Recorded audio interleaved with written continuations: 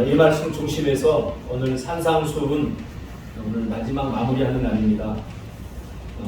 10번째죠. 지고지순한 삶의 여정이라는 제목으로 하나님 말씀 증거하겠습니다.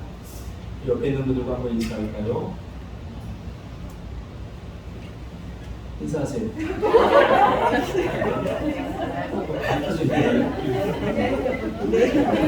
같이 말씀을 듣는데 주변의 사람이 어떤 사람인가 보는 것도 중요하죠. 그렇죠? 끝나면 내 옆에 앉아 있어서 이러면 참 살벌하죠.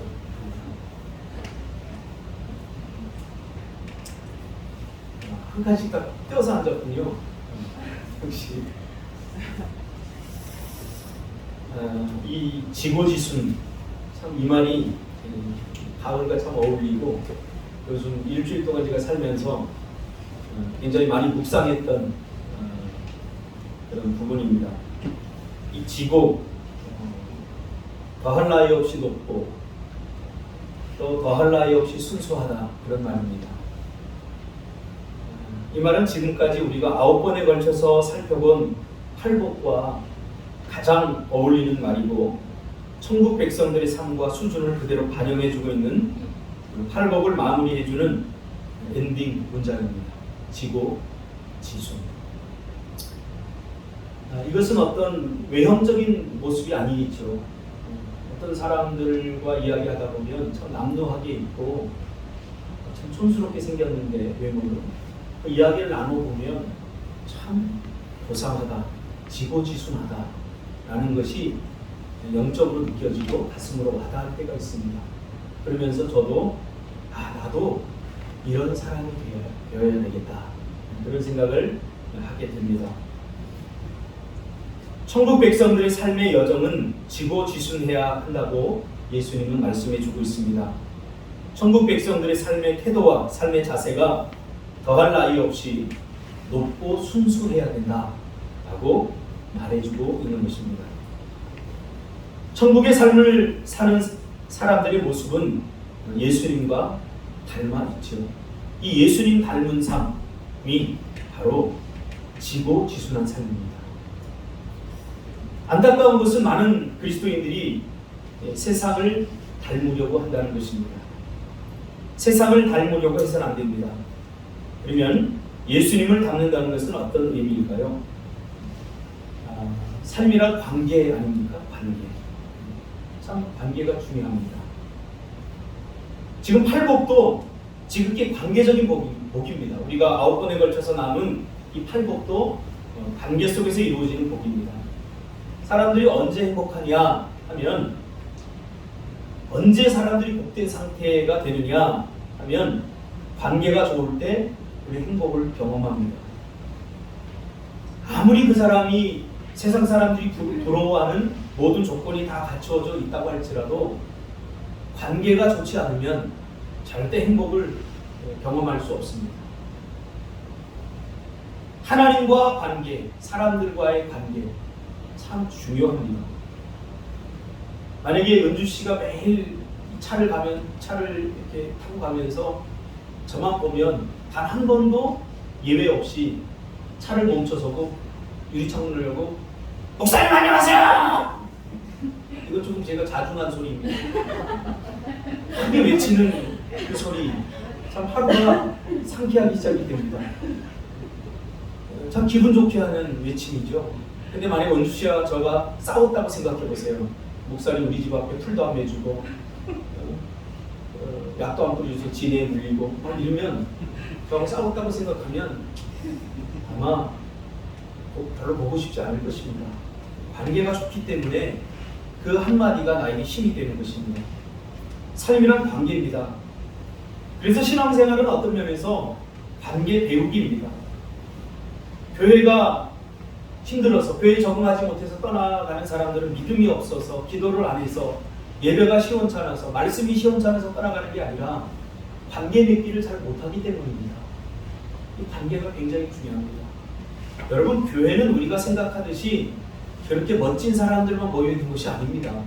제가 말씀을 전하는 저조차도 여러분 제가 여기에서 서서 항상 이야기하지만 이 말씀대로 제가 다 살아서 이 말씀을 증거하는 거 아니에요. 하나님께서 저에게 사명으로 주셨기 때문에 제가 증거하는 것 뿐입니다.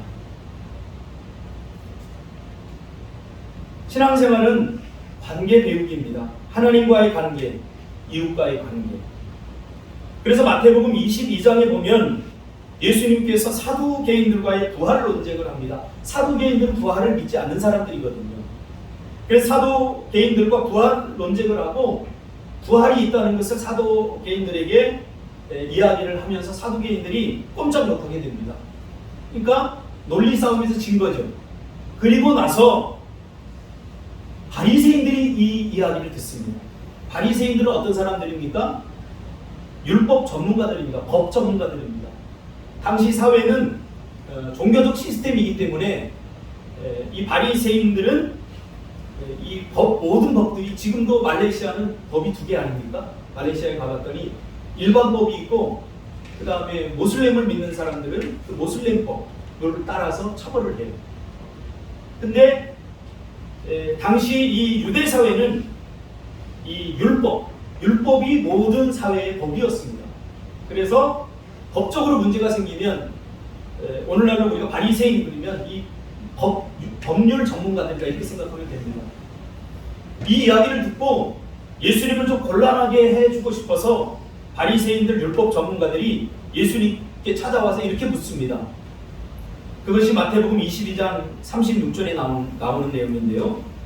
예수님, 율법 중에서 어느 계명이 제일 큽니까? 라고 묻습니다. 이건 자신들도 굉장히 풀어내기 쉽지 않은 문제이기 때문에 예수님을 곤란하게 하려고 그렇게 묻죠. 그러자 예수님이 뭐라고 대답합니까? 내 마음을 다하고 목숨을 다하고 뜻을 다하여 주 너의 하나님을 사랑하라. 이것이 크고 첫째 되는 계명이다. 그러니까 10계명 뿐만 아니라 모세의 모든 법, 거기에다가 유대인들은, 이 바리새인들은 각 율법마다 조항을 수십 개씩 수백 개씩 달아서 법 그러면 사실 수만 가지의 법이 됩니다.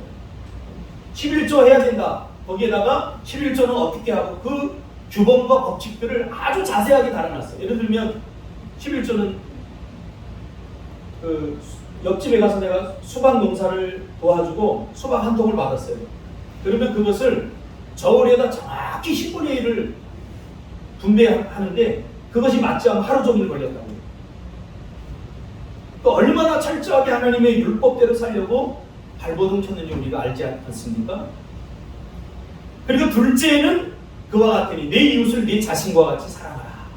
첫 번째 계명은 목숨을 다하고 뜻을 다하고 마음을 다하여. 이 말은 뭐냐면 하나님의 형상, 전 인격적으로 내 인격을 다하여 내 존재 자체로, 그 말입니다. 그 자체로 하나님을 사랑하라는 것. 균형 잡힌 모습으로. 그러니까 어떤 한 부분, 예를 들면 감정적으로만 사랑하거나 이성적으로만 사랑하거나 사랑하고 싶을 때만 사랑하는 것이 아니라 하나님의 형상을 닮은 내 전 인격으로, 나라고 하는 아이덴티티를 가지고 하나님을 진실하게 사랑하라. 그 말이에요. 이것이 첫째 되는 계명이고, 둘째는 그와 똑같은 마음으로, 하나님을 사랑하는 그 똑같은 마음으로 누구를 사랑하라고요? 내 이웃을 내 자신같이 사랑하라 라고 말씀하고 있는 것입니다. 우리가 첫 번째 사랑해야 될 이웃은 가족입니다. 그러면서 이 두 계명이 온 율법과 선지자다 라고 말합니다. 무슨 말입니까? 위로는 하나님과의 관계가 중요하다. 아래로는 사람들과의 관계를 지향하는 것이 율법의 모든 것이고 전부다 라고 말합니다. 그러므로 행복이란 나홀로 일방적으로 발생하지 않습니다. 그래서 참 안 돼 보이는 사람이 있어. 어떤 사람들이냐면 자기만을 위해서 살아가는 사람들 보면 그 사람이 얼마나 부자고 또 얼마나 많은 것들을 이루고 사는지는 모르겠지만 참 안쓰러워요. 왜냐하면 행복하지 못하거든요. 행복은 관계적인 것이기 때문에 서로를 기쁘게 해주려고 하고 서로의 부족함을 메꿔주려고 할 때 찾아오는 것이 바로 행복이거든요. 얼마나 중요한지 몰라요. 저는 수요일날 설교하면서 인이를 제가 좀 깠더니 오늘 좀 띄워주려고. 감사해요.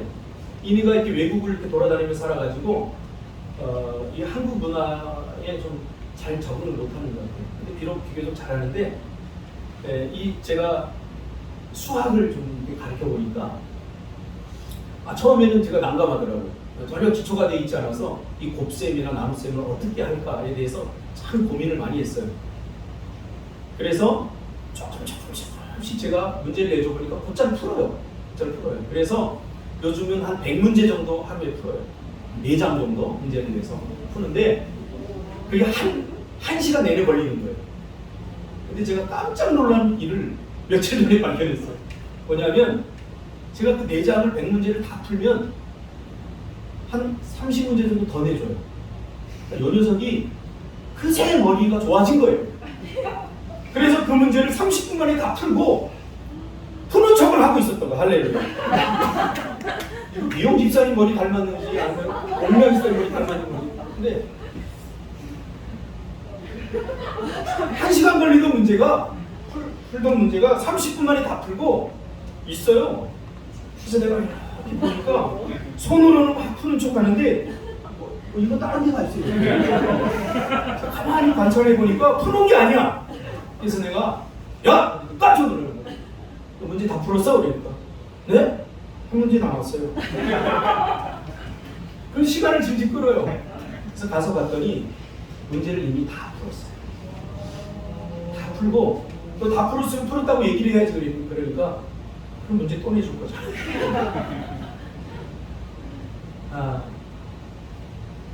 내가 시간을 내어서 그 아이를 가르치고 그 아이가 그 문제를 푸는 것에 대해서 야, 이렇게 잘 푸는가 그 생각이 드니까 얼마나 기쁜지 몰라요. 여러분, 행복은 관계적인 것입니다. 매일 죄송합니다. 청소년들은 길을 닫아주세요. 자기 처먹을 것만 생각하고 자기 행복만 생각하고 자기 기쁨만 생각하는 사람은 절대로 행복할 수 없습니다. 한번 나누어 보세요. 10,000원을 가지고 다른 사람 점심 한 끼 대접해 보세요. 얼마나 뿌듯해지는지 몰라요. 지금 예수님은 이 팔복을 통해서 그것을 가르쳐 주기를 원하는 거예요. 우리 자녀들에게도 여러분 자녀들이 행복하게 살기를 원한다면 절대로 너 혼자 이 경쟁 사회에서 네가 반드시 서야 돼 그렇게 가르쳐서는 안 돼요. 옆 사람이 좀 기웃거리고 이렇게 컨닝하려고 그러면 조금 시험지도 옆으로 밀라고 하세요. 저는 정말 재수없던 사람이 뭐냐면 제가 공부 못할 때 아직도 기억 서기원이라고 전교 1등하는 친구가 짝이었는데 이놈은 시험지를 이렇게 가리고 써요. 그래서 내 발로 툭툭 쳐요. 좀 보여달라고. 그러면 왜 그래? 우리 선생님 다 들리게 그렇게 얘기를 해요. 내가 걔 때문에 공부를 다시 시작했어요. 할렐루야. 얼마나 더럽고 치사하든지 야 차라리 내가 풀고 말아. 그리고 내 공부를 다시 시작한 그 계기도 물론 주었지만 그 다음부터 저는 시험을 풀 때 이렇게 가리고 쓰지 않았어요. 이렇게 보라고 이렇게 보여줬어요. 그거 뭐 100점 맞은 것도 아닌데 뭘 그렇게 뭐 가리고 그럽니까? 우리 인생도 마찬가지예요. 좀 나누세요. 관계적으로. 그러니까 꼭 물건만 나누는 게 아니라 미소도 나누고 사랑도 나누고 행복도 나눌 필요가 있어요. 이 팔복을 통해서 우리가 그 이야기를 지금 계속 하고 있는 거죠. 그러므로 행복이란 이 복 있는 자다. 이 말은 오늘날 번역한 행복이란 말이에요. 행복이란 내 안에서 절대 발생하지 않습니다. 오늘도 아침에 우리 장로님이 일찍 오셔서 사실 오늘 아침에 좀 일이 있었거든요. 제가 사무실에 있는데 갑자기 막 비명이 들려요. 6.25 전쟁 이후로 이런 비명 소리 처음 들었어요. 제 사무실에까지 들려요. 그래서 어디서 나나 이렇게 문을 열어봤더니 우리 집에서 나는 소리예요. 큰일 나고 달려가 봤더니 계속 비명 소리가 크게 나는 거예요. 그래서 창문으로 보니까 집사람은 쓰러져 있고 야 뱀에 물렸나? 하고 가봤더니 진해에 물렸어요. 진해에 물려가지고 이 통증이 상당히 심해요. 진해에 물리면. 그래서 막 소리를 지르는 거예요. 그래서 뭐 병원에 보내고 뭐 이렇게 처치를 하고 뭐 정신이 없어가지고 반바지 입고 하얀 티 입고 있는 장로님이 또 오셨어요. 그래가지고 장로님이 이렇게 개 있는데 가보더니 개들 보더니 몇 마디 하기 전에 어디 가시더라고요. 사료를 한 부대 사오시더라고요. 개를 이뻐하고 개껌 하나 안 준 사람들은 회개하시길 바랍니다. 그리스도인들이 아니에요. 개를 보고 이쁘다만 하고 개한테 개껌 하나 안 사주고 사료 하나 안 사준 사람들은 이쁘다고 하지 마세요. 개 쳐다보지도 마세요. 걔네들 별로 안 좋아해요. 사람이 아닌데도 보고서 안쓰러운 거예요. 저도 안쓰러워요. 지금 6마리 중에 한 마리가 왕따 당하고 있거든요. 그래서 이 동물들의 세계는 적자 생존의 세계예요.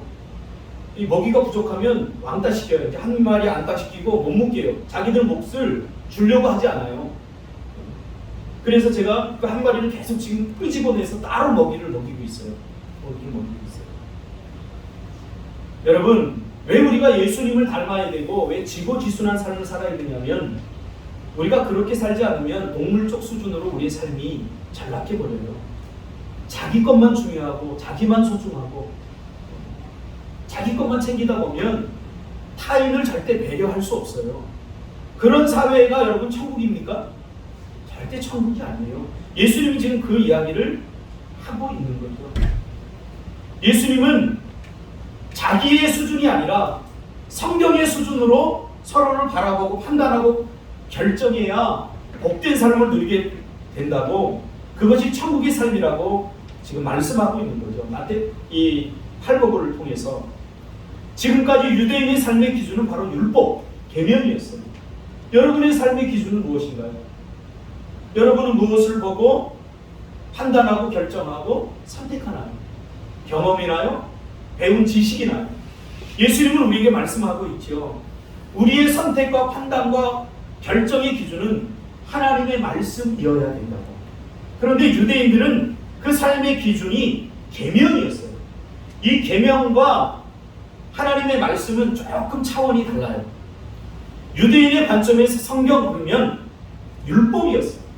우리가 생각하는 것처럼 계명 그러면 하나님의 말씀 전체를 통시적으로 이해하고 보는 것이 아니라, 유대인의 눈으로 봤을 때 성경 그러면 그들은 율법을 떠올렸어요.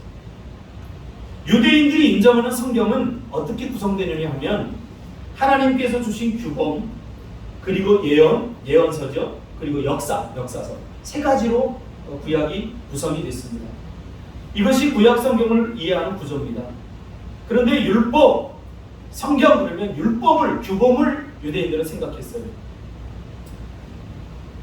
그래서 유대인들의 관점에서 복 있는 사람은 어떤 사람들이냐 라고 물으면, 율법을 잘 지키는 사람들이다. 이 사람들이 복 있는 사람들이다 라는 생각을 했던 거죠. 이것은 오늘 고착된 신앙을 가진, 매너리즘에 빠진 성도들의 삶과 너무 닮아 있습니다. 하나님의 말씀. 예수님이 이 공식과 이 유대인들이 가지고 있었던 행복에 대한 상식을 다 깨버렸거든요. 어떻게 해야 행복해질 수 있느냐? 계명을 지켜야 행복해질 수 있다. 유대인들은 지금 이런 생각을 가지고 계명을 지켰던 거죠. 그러니까 유대인들은 행복하기 위해서 율법과 계명을 엄청 연구하고 지켜 살았던 거죠. 이런 생각을 가지고 있던 유대인들에게 예수님이 어느 날 짠 나타나서는 뭐라고 합니까? 이 공식을 다 깨버립니다. 아니라는 거예요. 그러면서 던진 말씀이 행복이에요. 이렇게 해야 행복해질 수 있다 라고 말하는 거죠. 우리가 지금까지 마태복음 5장 살펴보지 않았습니까? 심령이 가난한 자가 복이 있다. 율법에서 그렇게 말한 적이 없어요. 애통하는 자는 복이 있다. 여러분, 뭐가 애통이 복입니까? 근데 예수님은 유대인들이 가지고 있던 율법, 그걸 지킴으로 행복할 수 있다라고 하는 유대인들이 가지고 있던 생각을 완전히 깨버렸어요. 그래서 예수님의 팔복 선언은 당시 유대인들이 가지고 있었던 행복의 개념을 다 깨버립니다. 얼마나 충격을 받았을까요? 그렇죠? 여러분, 왜 예수 믿어요? 그 안에는 우리가 어느 정도 행복해지기 위해서, 복받기 위해서, 잃어버린 행복을 다시 찾기 위해서 그런 의미가 포함되어 있지 않습니까? 그럼 여러분, 그 행복하기 위해서 여러분 지금까지 어떻게 신앙생활을 했나요? 예배를 드리고 주일 성수하고 11조 드리고 뭐 교회 봉사 헌신하고 이렇게 해야 행복할 줄 알았는데, 예수님이 어느 날 짠 나타나는데 아니야! 라고 지금 폭탄선을 해버린 거예요. 그게 아니라 이렇게 얘기하니까 유대인들이 마음속으로 얼마나 부글부글 끓었겠어요. 그래서 그것을 예수님께서 읽으시고 유대인들에게 일어날 수 있는 부정적 반응을 예상하고는 예수님이 뭐라고 합니까? 나는 율법을 폐하러 온 것이 아니라 율법을 완성하러 왔다 라고 다시 그들의 불편한 마음을 다독여주고 있죠. 그것이 바로 17절의 내용입니다. 그리고는 그러므로 라고 하면서 이 말에 대한 결론을 짓습니다. 20절에 보면 내가 너희에게 이르노니 너희 의가 서기관과 바리새인보다 낫지 못하면 결코 천국에 들어가지 못하리라 라고 충격 선언을 합니다. 근데 그 전에 보면 무슨 이야기를 하냐면 20절 전에 19절에 보면 큰 계명, 작은 계명 이런 이야기가 나옵니다. 천국에서 큰 자, 작은 자라고 하는 말이 나옵니다. 제가 읽어드릴게요. 그러므로 누구든지 이 계명 중에 지극히 작은 것 하나라도 버리고 또 그같이 사람을 가르치는 자는 천국에서 지극히 작다 일컬음을 받을 것이요. 이 작다라는 개념이 굉장히 중요합니다. 그리고 누구든지 이를 행하며 가르치는 자는 천국에서 크다 일컬음을 받을 것이다. 이 말을 우리가 잘못 이해하면 큰 믿음, 작은 믿음 이렇게 이해할 수 있는데 그 말이 아니라 작다라고 표현된 말은 이미 하나님의 천국 백성이 아니다는 말이고요. 그 다음에 크다, 천국에서 크다라고 하는 말은 천국 백성이다 그런 말을 의미하는 겁니다. 그러면 서기관과 바리새인의 의보다 낫지 못하면 서기관과 바리새인의 의보다 낫지 못하면 너희가 천국에 들어가지 못한다. 그 다음 그 말이죠. 그러면 바리새인과 서기관의 의가 무엇인지를 우리가 알아야죠. 우리가 이미 똑똑한 사람들은 이미 예측하고 있겠지만 서기관들과 바리새인들이 의로 여겼던 것이 바로 율법이기 때문에 너희들이 서기관과 바리새인들과 같이 율법을 지키고 율법에 애쓰지 않으면 너희들은 천국 백성이 아니다라고 선언하는 거죠. 자, 여러분이 지금 바리새인과 서기관들처럼 율법을 지키고 있나요? 11절은 그와 같이 정확하게 하고 또 성경에 나오는 10계명을 근거로 한 약 3만 6천 가지의 그 규범들을 지금 참석해서 잘 지키고 있나요? 주의를 그렇게 성수하고 있나요? 만약에 그렇게 하지 못한다면 너희 의가 바리새인과 서기관의 의 같지 않으면 우리는 천국 백성이 될 수 없습니다 라고 예수님이 지금 말하고 있는 거죠. 여기서 의라고 하는 것은 우리가 알고 있는 믿음으로 의로 여기는 은혜로 우리에게 주어진 믿음이 의가 되는 그 의가 아닙니다. 계명입니다. 그야말로 원색적인 계명입니다. 율법을 지키는 수준을 말하는 거죠. 너희들의 율법을 지키는 수준이 이 바리새인과 서기관 같지 않으면 너희들은 천국 백성이 아니다라고 예수님은 선언하고 있는 거죠. 이렇게 선언하는데도 여러분들은 하나도 놀라지 않아요. 왜냐하면 이 부분에 관해서 별로 그렇게 고민해 본 경험이 없기 때문에 굉장히 충격적인 선언을 하고 있는 거예요. 지금 여러분들이 이렇게 열심히 예수 믿고 기도하고 이렇게 하지만 예수님이 어느 날 짠 나타나서 그거 다 소용없다 이렇게 얘기하는 것과 마찬가지예요.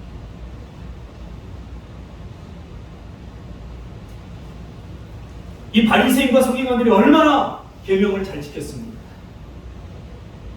공부하고 보존하고 해석하고 가르치는 일에 평생을 다 바쳤던 사람. 왜? 인생의 행복이 거기 있다고 믿었기 때문이죠.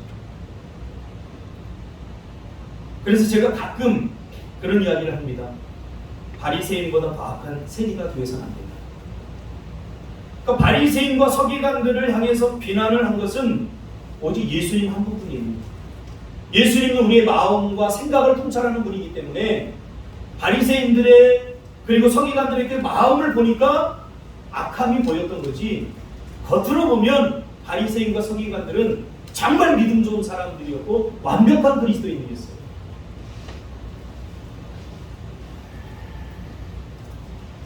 율법을 어떤 사람들은 필요 없다, 하나님의 말씀대로 사는 게 필요 없다, 오직 은혜면 된다 라고 하나님의 말씀을 하찮게 여기는 사람들이 있어요.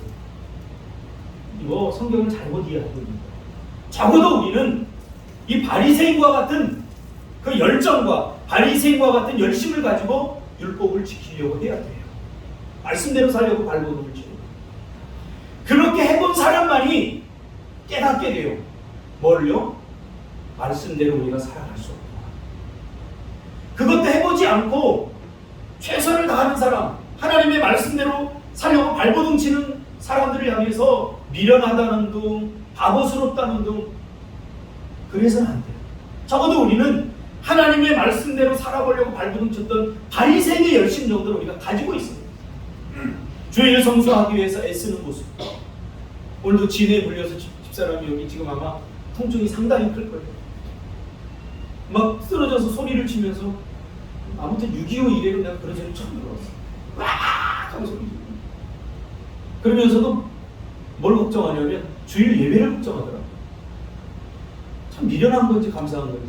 그래서 병원에 가야 된다고 그러니까 예배 드려야 된다라고 이야기해요. 예배 드리고 가겠다고 하더라고요. 그래서 제가 보냈어요. 적어도 우리에게는 예배에 관한 이 바리새인과 서기관들과 같은 그 열정들이 있느냐 그 말이죠. 오늘 우리는 너무 야갔어요.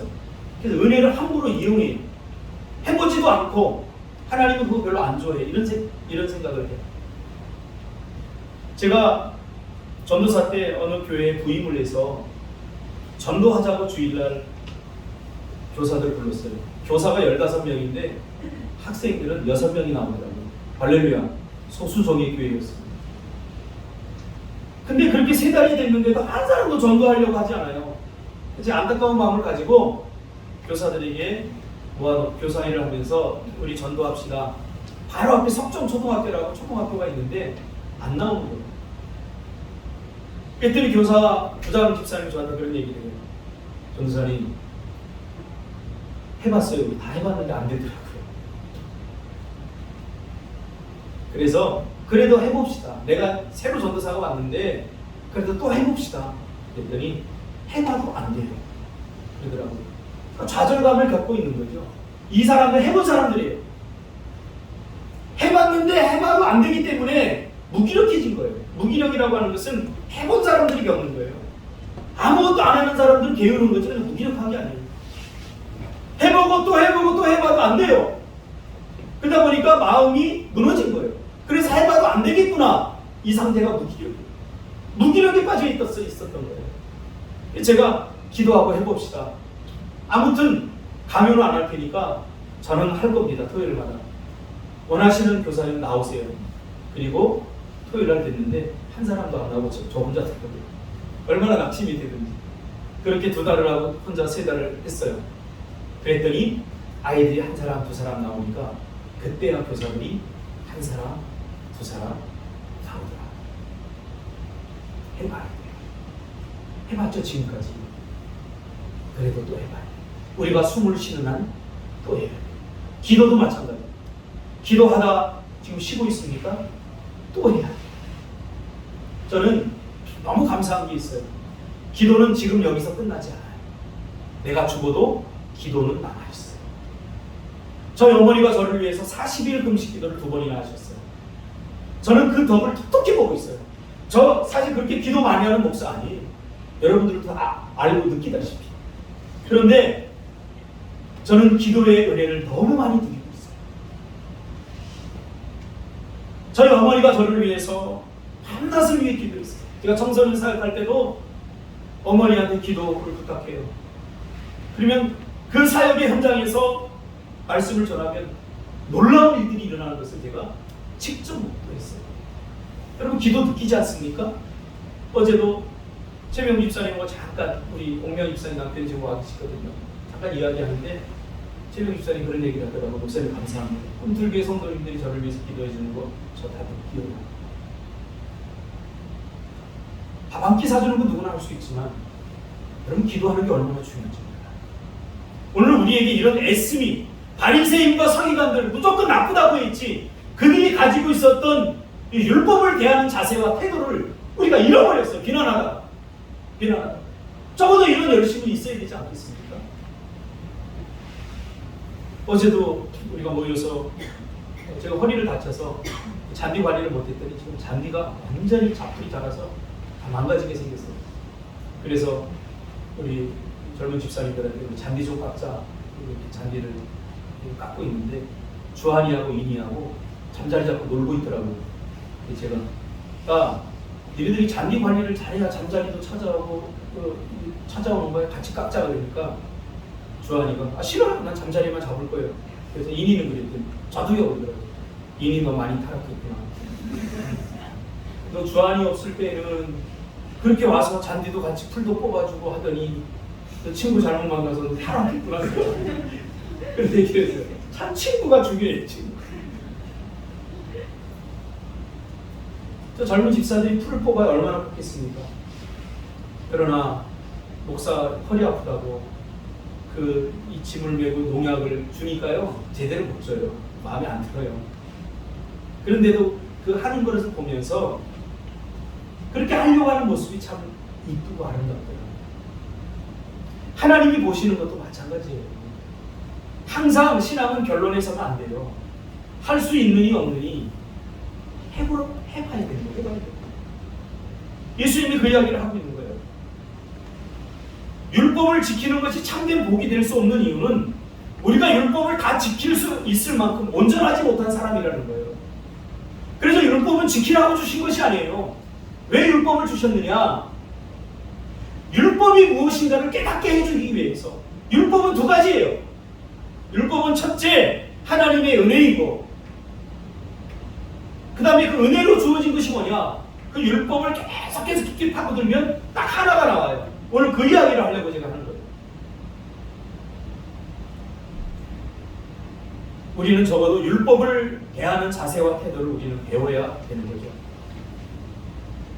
이런 율법에 대한 지향이 없으면 율법의 완성으로 나아갈 수 없기 때문입니다. 정말 자기 열정으로 살아본 사람들은 압니다.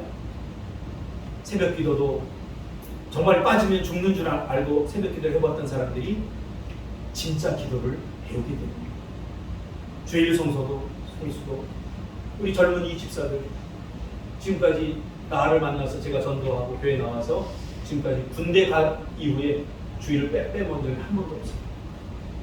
뭐 그러면 복되나? 그 이야기를 하고 있는 게 아니에요. 저도 심리학을 전공하면서 좋은 시험들이 다 주일날 있어요.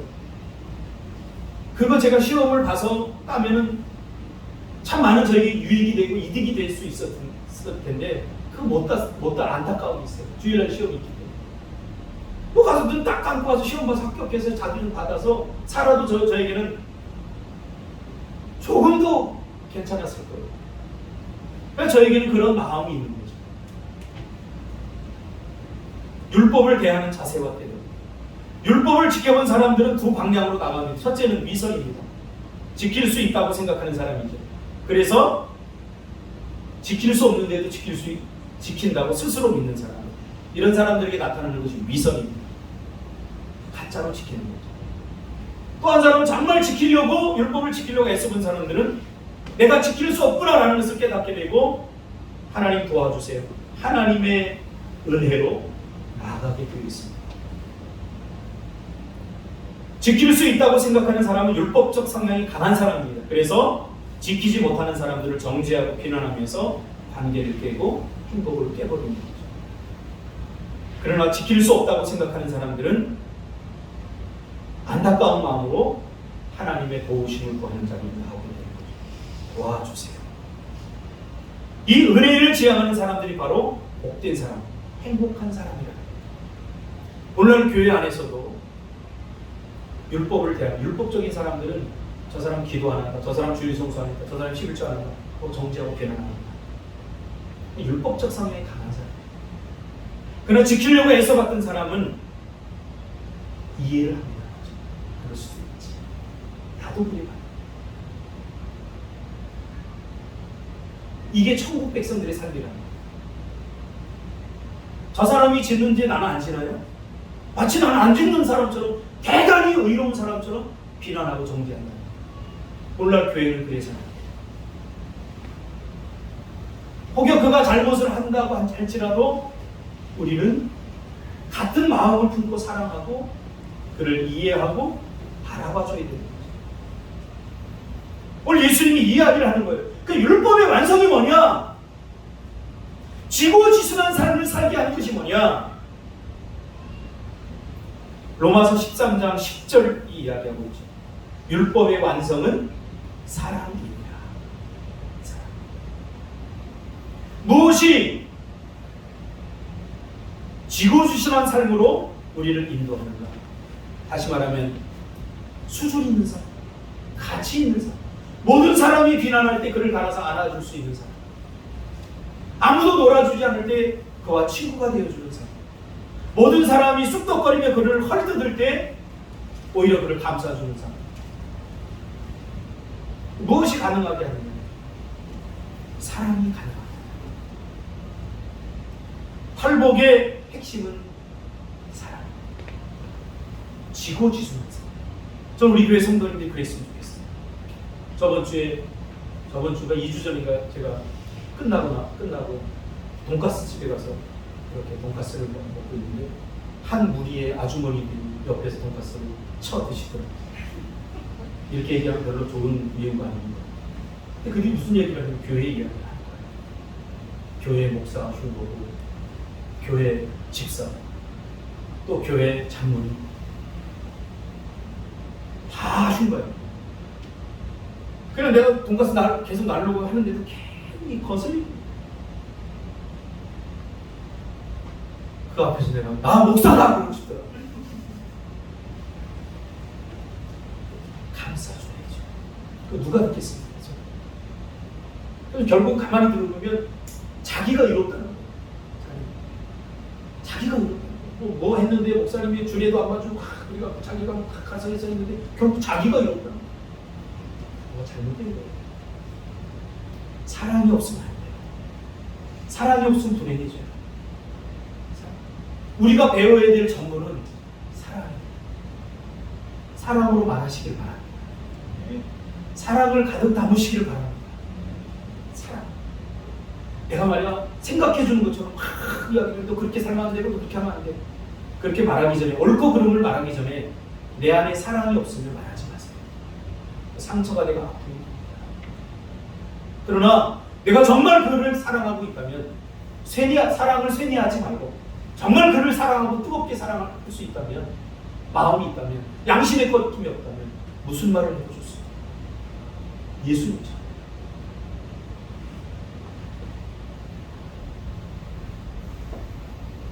세상 사람들과 함께 어울려서 농담하고 세상 사람들과 함께 어울려서 세상을 비판하고 비난하고 별로 좋지 않습니다. 저는 이 대한민국을 보면 참 안타까워요. 어떻게 세워지나요? 함부로만.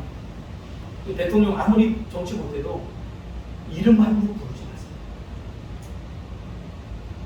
저도 마음에 들진 않지만 대통령 이렇게 이 고상한 거 아닙니까? 이게 지고지순한 삶이에요. 우리는 세상 사람들과 뭔가 달라야 돼요. 왜? 우리 안에는 이미 예수의 사랑이 있기 때문에. 어떻게 예수님처럼 사랑이에요? 그 사람은 성경을 잘못 읽은 사람이에요. 요한일서에 보세요. 예수님의 사랑이 이미 우리 안에 부어진 바 되었다고 이야기하고 있어요. 그러니까 우리 안에는 이미 예수의 사랑이 있는 거예요. 없는 척하지 말라고. 무엇 때문에 울어야 됩니까? 내일 갯돈 내야 되는 돈 없어 울지 말고 내 안에 사랑이 없기 때문에 그럽니다. 예배도 사랑으로 바라봐야 되고요. 사람들도 사랑으로 바라봐야 돼요. 우리 주영 집사가 내가 되게 이뻐해요.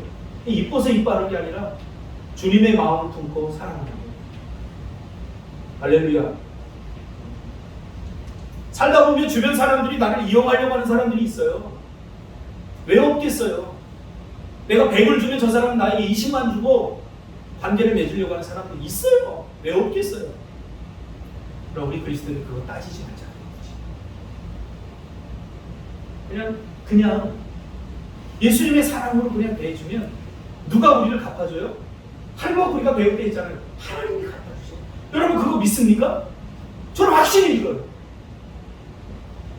내가 저 사람에게 잘해주고 저 사람에게 내가 뭔가를 받으려고 하니까 아픔이 되고 상처가 되는 거예요. 마음껏 베푸시고 받는 것을 하나님께서 다 주셔요. 뭐 내가 준석 집사 짜장면 한 그릇 사줘봤자 준석 집사가 나한테 뭐 사주겠어요? 짬뽕 한 그릇 사주겠죠. 기껏해야. 거기에 만족하지 말자. 하나님이 주실 때는 감당할 수 없는, 상상할 수 없는 것들로 채워주시는 거죠. 이렇게 우리의 삶의 여정이 지고지순했으면 좋겠습니다. 알고도 속아주고, 그래, 기꺼이 손에 가지고. 제가 여러분 앞에 할 얘기가 참 많아요. 근데 저거 자기 자랑한다 그럴까봐 상당히 못하는 부분이 많이 있어요. 왜냐면 여러분들 생생내는 거 싫어하잖아요. 가끔 하나씩 제가 끄집어내요. 근데 꼭 정말 내 자랑이 아니라 하고 싶은 이야기들이 상당히 많이 있어요.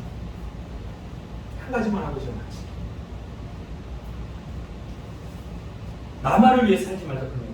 이번에 코로나19 때문에 우리 노예 한 교회가 코로나19 걸려서 교회가 완전히 와해됐어요. 큰 교회가 아니라 50명 정도 모였던 교회인데 목사님이 새로 오셨는데 완전히 와해됐어요. 뉴스에도 나오고 아산이. 그러니 누가 그 교회에 오겠어요? 소문이 다 납니다. 그래서 교회 이름도 바꿨어요. 근데 성도들이 안 해요. 노예 가서 그 목사님을 만났는데 얼마나 얼굴이 다 죽어있고 약심이 있는지 내가 뭐 어떻게 돕고 싶은데 저도 경험했거든요. 목회를 하면서 힘들 때가 있어요. 그래서 목사님이 조용히 얘기했어요. 하면서 차비도 좀 이렇게 주면서. 그러니까 제가 어디 갈 때 좀 10,000원이라도 좀 줘보세요 저한테. 저 나 혼자 처먹는 게 안 써요. 제가 이제는 조금 이제 목회 한 10년 되니까 밑에 챙겨야 될 목사님들이 생겨요. 그래서 제가 가지고 있던 돈을 다 주는 차비하라고 주면서 그랬더니 장문의 문자가 왔어요. 목사님, 이 얼마 안 되는 돈이지만 이게 큰 힘이 돼요. 얼마나 장문의 문자가 왔어요. 여러분 기도해 준다고 생기까지 마세요. 따뜻한 말 한마디, 밥 한 끼, 이게 얼마나 중요해요. 근데 그 이야기를 들으니까 나도 가만히 있을 수 없어요. 그래서 목사님 아무 소리 하지 말고 제주도 오세요. 제가 호텔이랑 비행기 티켓 다 끊어줄 테니 오세요. 그랬는데 얼마나 힘들었으면 전 별로 기대 안 했거든요. 그 다음날 바로 목사님 갈게요. 날짜까지 정해서 왔어요. 이렇게 빨리 올 줄 몰랐어요. 이 현실이, 내가 손해보는 이 현실이 이렇게 빨리 올 줄 몰랐어요. 그리고 사람의 마음을 믿을 게 못해요. 바로 집사람인데, 여보, 우리 노예 어떤 분이 제주도 온다고 하네. 빨리 티켓팅 해주세요. 호텔 잡아주세요. 그래서 호텔 잡고 티켓팅 하려고 했는데 전화가 왔어요. 목사님, 우리 아내가 양심이 없다고 비행기 티켓은 우리가 끊자네요. 그래서 이번에 오게 됩니다. 그러면서 장문의 문자를 또 보냈어요. 살다가 목회는 혼자 하는 건 줄 알았는데 주변에 이렇게 목사님들 좋은 분들이 계셔서 다시 목회를 시작할 힘을 얻었어요. 코로나19 때문에 우리 주변에 힘든 사람들이 참 많습니다. 내가 배부르고 내가 건강하니까 다른 사람도 배부르고 건강하다고 생각하지 마세요. 하나님 여러분에게 왜 돈을 주셨어요? 왜 건강을 주셨어요? 섬기라고 주신 거예요. 제가 일주일 동안 허리 아프면서 이게 쉽게 안 아프더라고요. 너무 답답하고 이렇게 숙이지 못하는 게 세수도 제대로 못해요. 집사람이 시켜주고 그랬어요. 그리고 다시 한번 깨닫게 됩니다. 사람은 나 혼자 살 수 없어요. 주님도 말씀해 주세요. 내 건강은 나 혼자 즐기고 나 혼자 잘 먹고 잘 살라고 주는 거 아니에요. 섬기라고 주신 거예요. 이것이 지고지순한 삶입니다. 그래서 우리 꿈틀교회 성도님들은 정말 이런 수준 있는 삶을 살았으면 좋겠어요. 지고지순한 삶. 세상 사람들과 함께 어울려서 그렇게 천박한 삶을 살지 않는, 그렇죠? 서로 사랑하고 아껴주고 믿어주고 그런 삶을 살아내시기를 주님의 이름으로 축복합니다. 기도하겠습니다.